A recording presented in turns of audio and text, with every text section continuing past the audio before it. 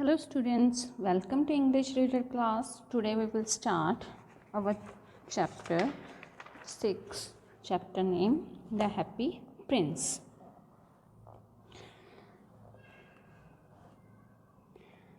We start reading. High above the city, on a tall column, stood the statue of the Happy Prince. He was gilded all over with thin leaves of fine gold for eyes. He had two bright sparrows and a large red ruby glowed on his sword hilt.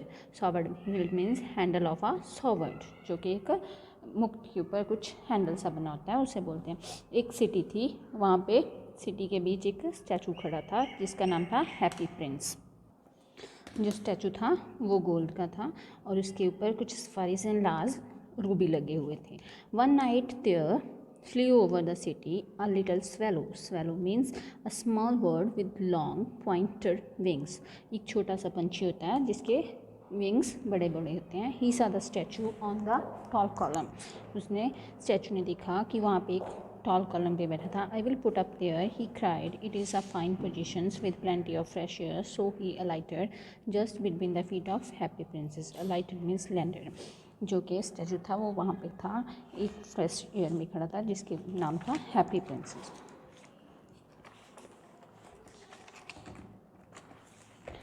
I have a golden bedroom, he said softly to himself as he looked round and prepared to sleep. Just as he was putting his head under his wing, a last drop of water fell on him. What a curious thing, he cried.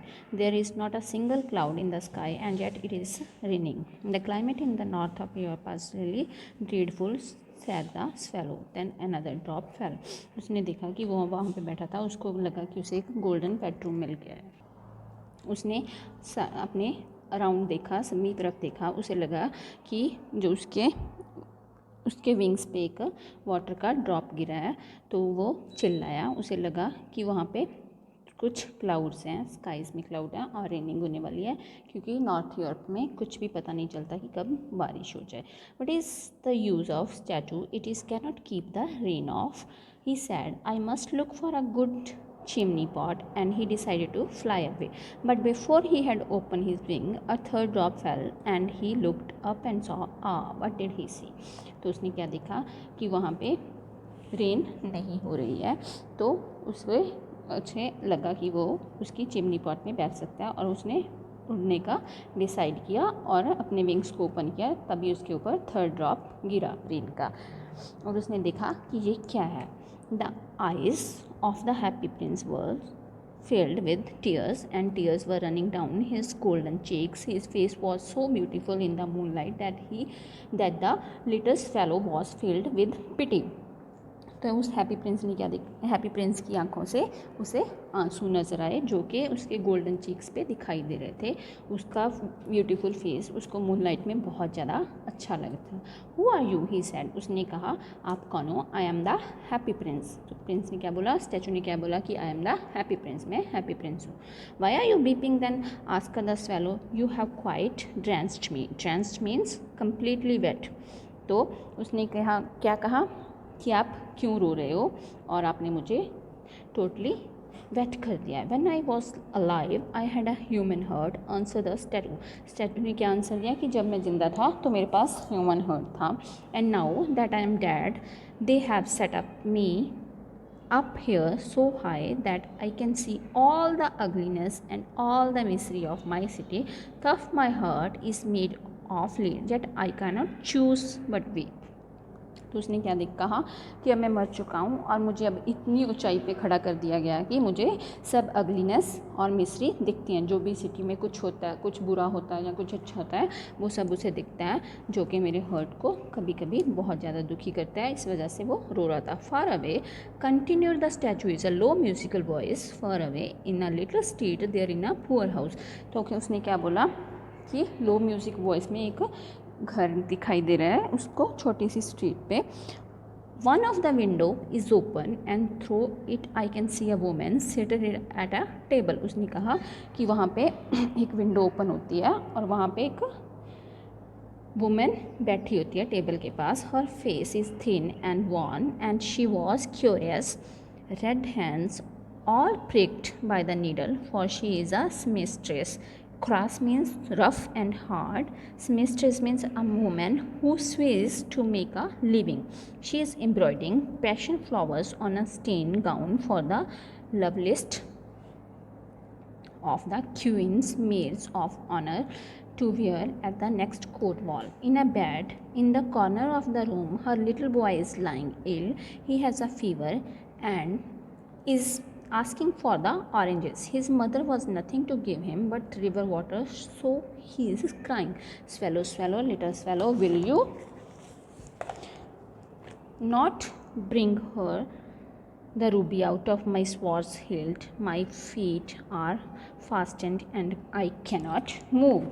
तो उसने क्या बोला था, उस statue ने बोला कि वहाँ पे ना एक वोमेन बैठी है जो कि कुछ बुनना आ रही है.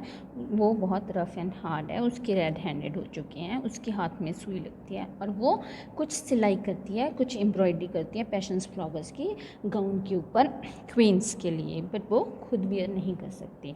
वो उसके घर में एक छोटा सा कमरा है, कॉर्नर में एक छोटा सा बॉय है जो बीमार है, उसको फीवर हो चुका है. वो ऑरेंज के लिए पूछ रहा है पर उसकी मदर के पास उसको देने के लिए कुछ भी नहीं है. सो ही इज़ क्राइंग. वो उसकी मदर उसको सिर्फ वाटर दे सकती है, river water, but he is crying. तो स्वेलो स्वेलो, क्या वो लिटिल स्वेलो आप मेरे लिए इतना कर सकते हो कि वो स्वॉर्ड हिल ले जाके उसको दे सकते हो, क्योंकि बिकॉज मेरे पैर मूव नहीं कर रहे हैं. I am waited for in Egypt said the swallow.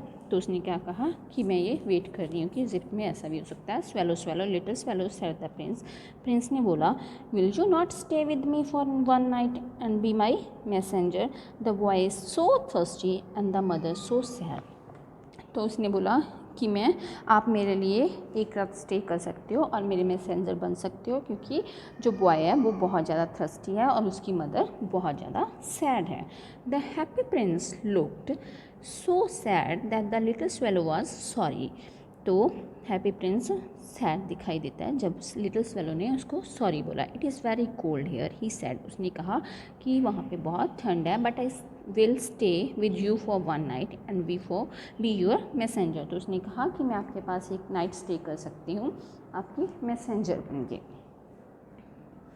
Thank you little swallow said the prince. Prince ने क्या बोला, thank you. So the swallow picked out the great ruby from the prince's sword and fell away with it in his beak over the town. तो swallow ने उसकी वहाँ से Ruby लिया और वो शहर में चली गई. At last he came to the poor house and looked in. The boy was tossing feverishly on his bed and the mother had fallen asleep, so she was so tired.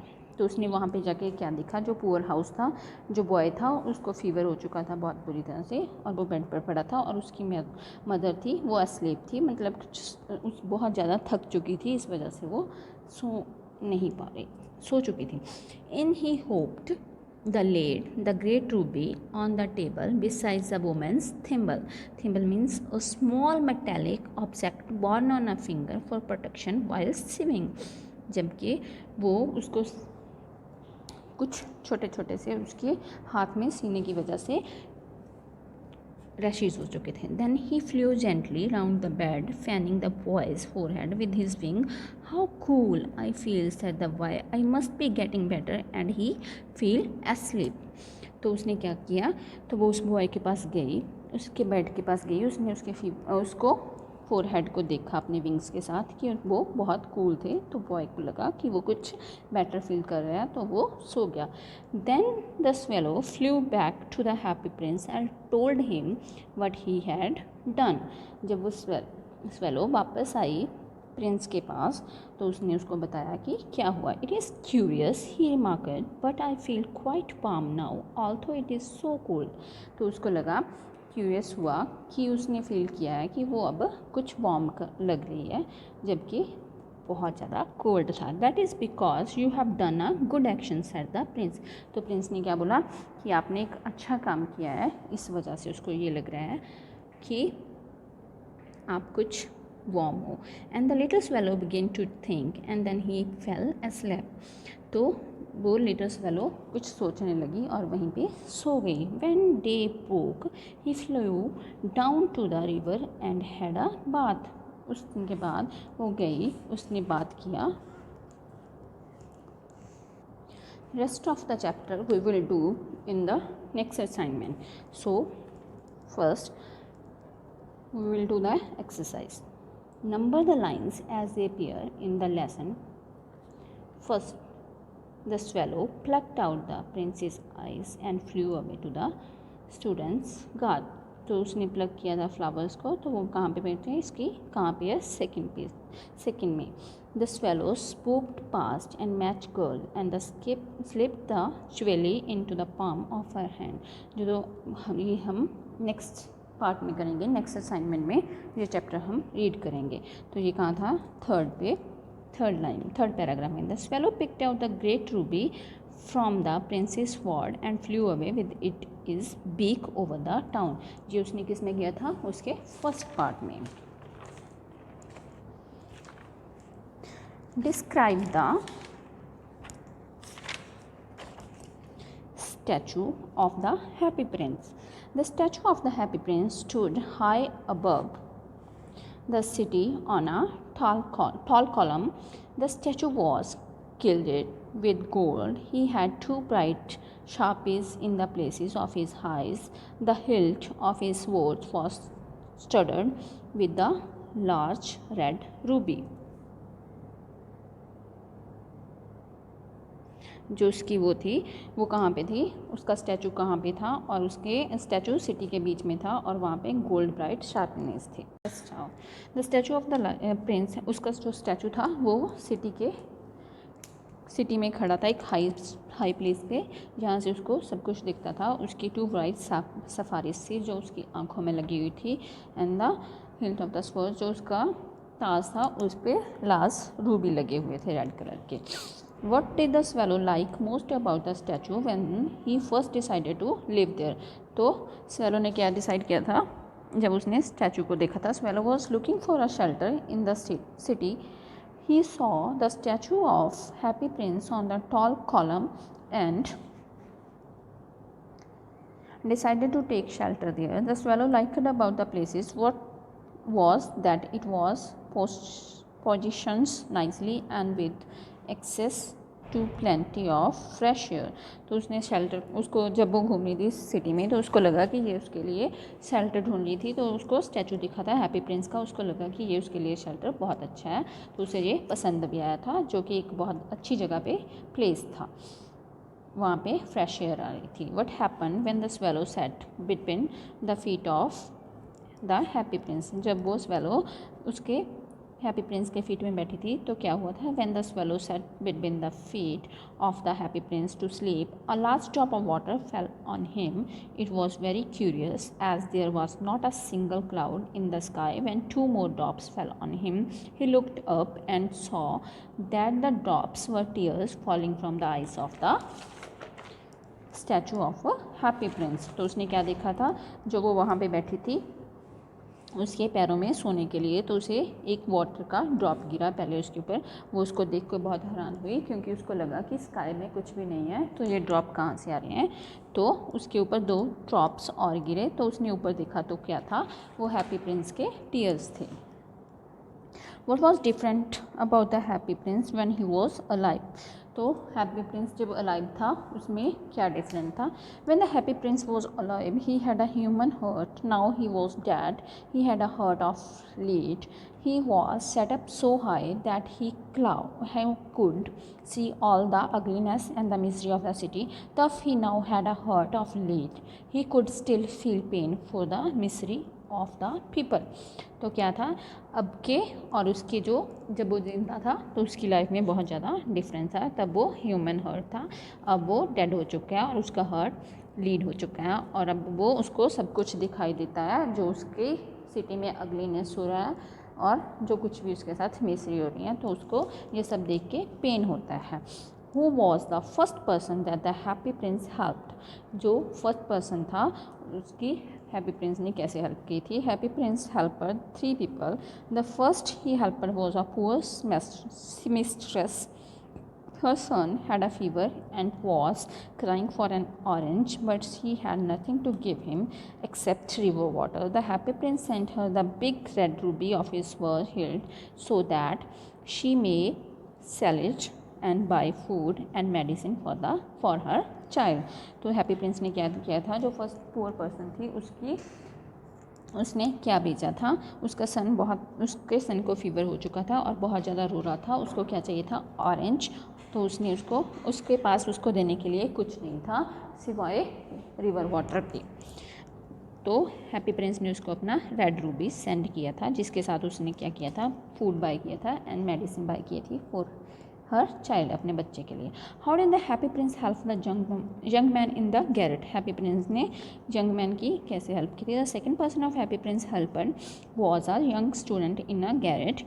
His room had no fire and he was faint with hunger. He was trying